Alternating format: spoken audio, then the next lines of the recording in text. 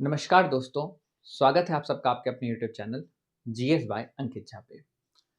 आज मैं आपको लेकर चलने वाला हूँ इतिहास के उस दास्तां की ओर जो शायद आपने पहले कभी ना सुनी हो। हम जब बात करते हैं आज़ादी की, तो ये महज एक शब्द, एक लफ्ज़, एक हर्फ नहीं है, बल्कि बहुत बड़ी मिसाल है हमारे ज़हमत की, हमारी मशक्क़त की, हमारी मेहनत की।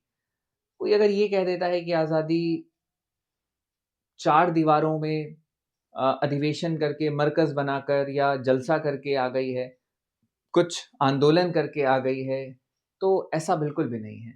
ये आज़ादी नारे लगाने से, चरखा चलाने से नहीं आई है। ये आज़ादी हमारे खून पसीने की मेहनत है। कई लोगों ने अपने बलिदान दिए इस आज़ादी के लिए। कुछ घटनाओं के बारे में तो हम सब वाकिफ़ हैं, बट बहुत सारी ऐसी छोटी घटनाएँ रह गई जो हमारी किताबों में कभी अपना हिस्सा नहीं बना पाई। उनमें से ही एक घटना थी बावनी इमली। ये बावनी इमली की एक घटना ऐसी है जिससे हम और आप बहुत ज़्यादा रुखसत नहीं हुए, क्योंकि हमने इसको कभी किताबों में नहीं पढ़ा। लेकिन ऐसी ना जाने कितनी घटनाएँ देश में अलग-अलग जगहों पर हुई। आज़ादी की जंग में, आज़ादी की लड़ाई में सबने अपना कुछ ना कुछ गँवाया है, और हज़ारों ऐसे क्रांतिकारी थे जिन्होंने अपना जीवन गँवाया। तो ये जो घटना हम आज ज़िक्र करने वाले हैं, बावनी इमली, ये एक ऐसा काला अध्याय है हमारे आज़ादी की लड़ाई में, जिसमें 52 लोगों को एक साथ एक इमली के पेड़ पर अंग्रेज़ों ने फांसी देने के बाद लटका दिया था। बहुत ही सीमित समय में हम इस सारे घटना को समझेंगे। ये घटना है 28 अप्रैल 1858 की। 52 लोगों को एक साथ एक इमली के पेड़ पर अंग्रेज़ों ने लटका दिया, और ये इमली का पेड़ आज भी आपको देखने को मिलेगा उत्तर प्रदेश के फ़तेहपुर में। फ़तेहपुर आज भी इस इतिहास को समेटे हुए है अपने आप में।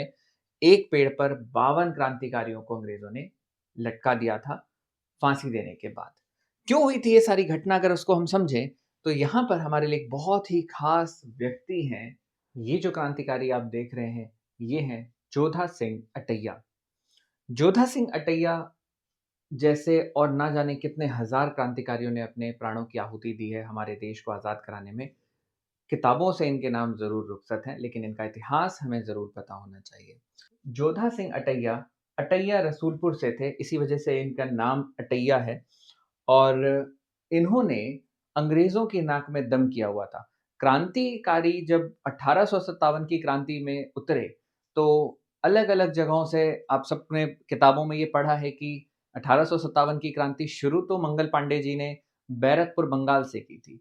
लेकिन जब ये आगे बढ़ा, तो लखनऊ, कानपुर, चाहे फिर हम बात करें झांसी की, दिल्ली की, मेरठ की, हर जगह क्रांति हुई। उसी क्रांति के दौर में जोधा सिंह अटैया लड़े फ़तेहपुर से। बात है सन 1857 की, नवंबर महीने की।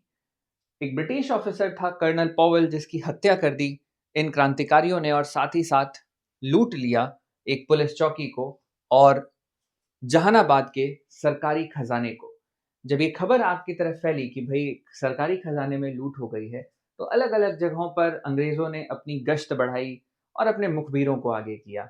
ये मुखबिर असल में हमारे ही कुछ लोग थे, जिन्होंने अंग्रेज़ों के साथ हाथ मिलाया चंद पैसों के लिए। 28 अप्रैल 1858 के दिन जोधा सिंह अपने साथी 51 और क्रांतिकारियों के साथ खजोहा की तरफ जा रहे थे। यहीं पर एक मुखबिर ने अंग्रेज़ों को ये खबर दी कि जोधा सिंह कहाँ पर हैं। जोधा सिंह को पकड़ लिया गया, और साथ ही साथ उनके 51 और साथी क्रांतिकारियों को भी पकड़ लिया गया, और इन सबको एक इमली के पेड़ पर लटका दिया गया। ये घटना महज़ एक रात में हुई। उन सभी लोगों को पकड़ा गया और 52 लोगों को एक साथ एक इमली के पेड़ पर लटका दिया गया। लगभग 37 दिनों तक उनका शरीर उस इमली के पेड़ पर लटका रहा, और 3-4 जून 1858 की रात को ठाकुर जोधा सिंह के एक दोस्त, एक बहुत ही करीबी मित्र ठाकुर महाराज सिंह अपने साथ और 900 लोगों की फ़ौज लेकर आए, और उन्होंने एक अंधेरी रात में 3 और 4 जून की रात को उन सभी शरीरों को उस इमली के पेड़ से उतारा। उस समय उस उन सभी शरीरों में कुछ बच नहीं गया था हड्डियों के सिवा। उन सभी 52 क्रांतिकारियों के शरीर का अंतिम संस्कार किया गया गंगा घाट के किनारे, और उनकी आत्मा की शांति के लिए पूजा पाठ की गई। ये घटना एक ऐसी घटना है जो हमारे इतिहास के पन्नों में कहीं न कहीं दिखनी चाहिए, हमारे किताबों में ये होनी चाहिए।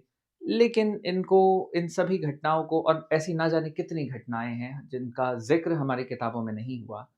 लेकिन हमें ये जानना, ये समझना बहुत ज़रूरी है कि आज़ादी महज़ अ, किसी एक पार्टी या किसी एक संस्था या कुछ लोगों की जागीर नहीं है।